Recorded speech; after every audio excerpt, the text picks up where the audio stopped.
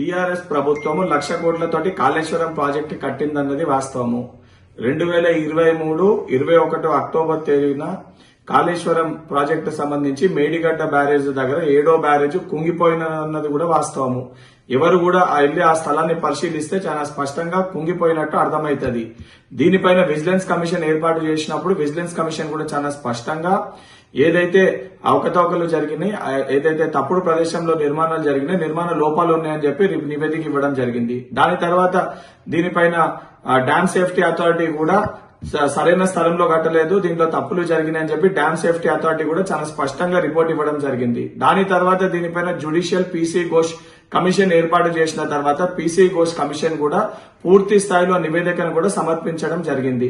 సమర్పించిన తర్వాత దీన్ని పూర్తి స్థాయిలో ఈ 3 నివేదికలని అసెంబ్లీలో పెట్టి దీనిపైన చర్చ కూడా జరపడం జరిగింది.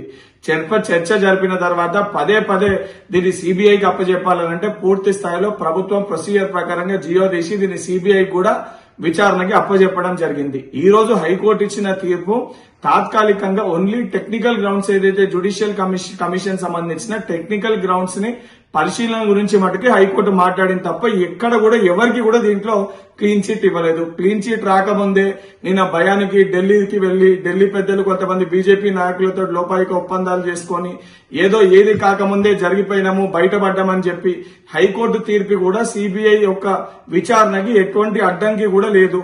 ఏమీ జరగకముందే హరీష్ రావు బీఆర్ఎస్ పార్టీ నాయకులు భుజాలు గుద్దుకుంటుండ్రో తప్పనిసరిగా మీరేదైతే సత్యం ధర్మం గురించి మాట్లాడుతున్నారో తప్పనిసరిగా కాళేశ్వరం అవకతవకలలో సత్యం ధర్మం గెలుస్తుంది.